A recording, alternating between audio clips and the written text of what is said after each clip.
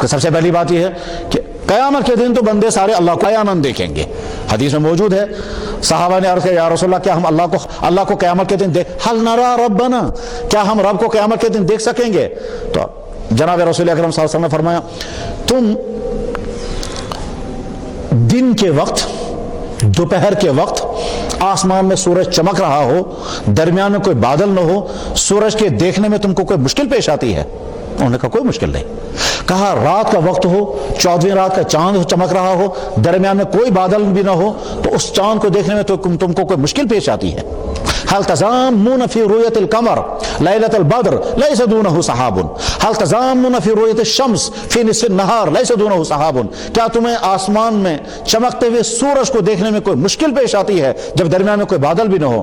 کیا تمہیں 14ویں رات کے چاند کو دیکھنے میں کوئی مشکل پیش آتی ہے جبکہ درمیان میں کوئی بادل نہ ہو؟ تو صحابہ نے عرض کیا کہ حضرت کوئی مشکل پیش نہیں آتی ہے. فرمایا كذلك ترون ربكم, اسی طرح سے تم اپنے رب کو قیامت کے دن دیکھو گے. تو اس کا مطلب قیامت کے دن ہمارے رب سے ملاقات ہوگی. اور جنت میں تو بعض جنت والے وہ ہوں گے ان کی روزانہ ملاقاتیں ہوں گی اور روزانہ اللہ کے دربار میں ان کو بلایا جائے گا. تو قیامت کے دن بہرحال دیکھیں گے. دنیا میں دیکھنا ممکن ہے یا نہیں؟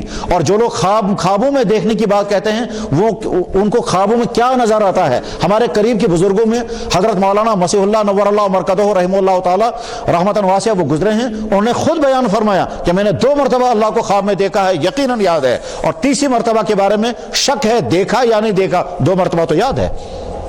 اور انہوں نے خود لکھا ہے اس کو اپنی کتاب شریعت و تصوف میں.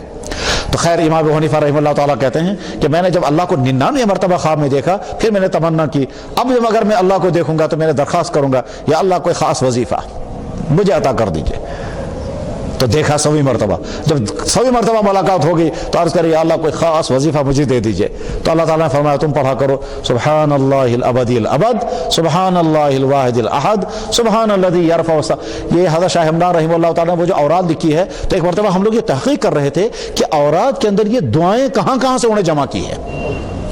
کچھ دعائیں قرآن کی, کچھ دعائیں حدیثوں کی, کچھ بزرگان دین کی, کچھ ان کے اپنے بنائے ہوئے جملے ہیں, اور انتہائی قیمتی جملے ہیں, وہ انتہائی نفع بخش جملے جو انہوں نے خود بنائے ہیں اور اس میں ایڈ کیے ہیں اپنے جملے. اب جو دیکھ رہے تھے یہ دعا کہاں سے انہوں نے نقل کی ہے, سبحان اللہ الابدی الابد سبحان اللہ. یہ امام ابو حنیفہ رحمہ اللہ تعالیٰ کی وہ دعا ہے جو ان کو خواب میں اللہ تعالیٰ شاہ نے فرمائی تھی, سبحان اللہ الذی لم یتخذ صاحبۃ ولا ولدا. یہ وہاں سے انہیں اس میں شامل کی ہے.